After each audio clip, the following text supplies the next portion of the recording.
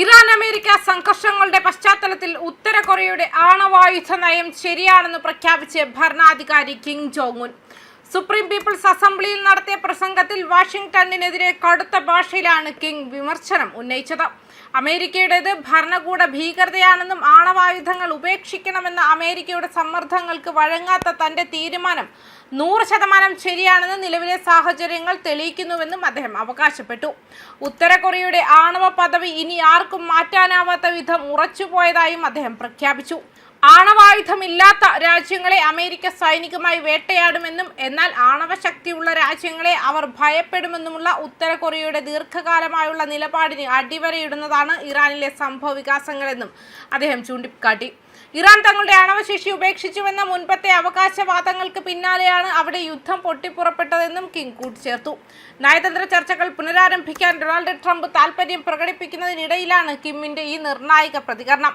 ആണവ നിരായുധീകരണം എന്ന പഴയ അജണ്ട ഇനി ചർച്ചയാകില്ലെന്ന വ്യക്തമായ സൂചനയാണ് ഇതിലൂടെ നൽകുന്നത്.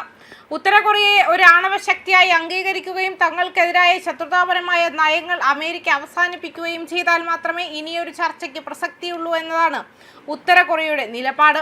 ഇതിനിടെ പുതിയ യുദ്ധക്കപ്പലുകളിൽ നിന്നുള്ള ക്രൂയിസ് മിസൈൽ പരീക്ഷണങ്ങളും റോക്കറ്റ് വിക്ഷേപണങ്ങളും നടത്തി ഉത്തര കൊറിയ തങ്ങളുടെ സൈനിക കരുത്ത് വീണ്ടും പ്രദർശിപ്പിച്ചിരിക്കുകയാണ്. മാത്രമല്ല തന്റെ പ്രസംഗത്തിൽ സൈനിക ആക്രമണത്തിൽ ഏർപ്പെട്ടിരിക്കുന്ന അസ്ഥിരപ്പെടുത്തുന്ന ആഗോള ശക്തിയായി അമേരിക്കയെ ചിത്രീകരിച്ചുകൊണ്ട് കിം നേരിട്ട് വിമർശിച്ചു. ഡൊണാൾഡ് ട്രംപിന്റെ പേര് പരാമർശിക്കാതെ അദ്ദേഹം ഒരു വ്യക്തമായ മുന്നറിയിപ്പ് നൽകി. ഏറ്റുമുട്ടലോ സമാധാനപരമായ സഹവർത്തിത്വമോ തിരഞ്ഞെടുക്കുക എന്നത് അവരുടെ ഇഷ്ടമാണ്. ഏത് തിരഞ്ഞെടുപ്പിനോടും പ്രതികരിക്കാൻ ഞങ്ങൾ തയ്യാറാണ്. ഭരണമാറ്റം ആഗ്രഹിക്കുന്ന ഒരു മേധാവിത്വ ശക്തിയായി യുഎസിനെ ചിത്രീകരിക്കുന്ന ദീർഘകാല ഉത്തര കൊറിയൻ ആഖ്യാനത്തെ അദ്ദേഹത്തിന്റെ വാക്കുകൾ പ്രതിഫലിപ്പിക്കുന്നു. മിഡിൽ ഈസ്റ്റിലെ സംഭവ വികാസങ്ങൾ പ്യോങ്യാങ്ങിന്റെ വീക്ഷണത്തിൽ ഈ വാദം ഇപ്പോൾ ശക്തിപ്പെടുത്തുന്നു. ഉപരോധങ്ങൾ ഒഴിവാക്കുന്നതിലും ആണവ നിരായുധീകരണ നടപടികളിലുമുള്ള അഭിപ്രായ വ്യത്യാസങ്ങളെ തുടർന്ന് 2019 ഉച്ചകോടി തകർന്നതിനു ശേഷം ഉത്തര കൊറിയയും അമേരിക്കയും തമ്മിലുള്ള നയതന്ത്ര ഇടപെടൽ മരവിച്ചിരിക്കുകയാണ്. അതിനുശേഷമുള്ള വർഷങ്ങളിൽ കിം റഷ്യയുമായി കൂടുതൽ അടുത്ത ബന്ധത്തിലേക്ക് നീങ്ങി. സാമ്പത്തിക സഹായത്തിനും സാങ്കേതിക സഹായത്തിനും പകരമായി ഉക്രൈനിലെ മോസ്കോയുടെ യുദ്ധത്തിന് സൈനിക പിന്തുണ നൽകിയതായി റിപ്പോർട്ടുണ്ട്.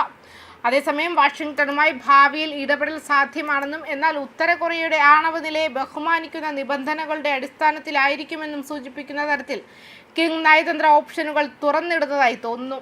ഉത്തര കൊറിയ സംഭവ വികാസങ്ങളെ സൂക്ഷ്മമായി നിരീക്ഷിക്കുന്നുണ്ടെന്ന് വിശകലന വിദഗ്ധർ പറയുന്നു.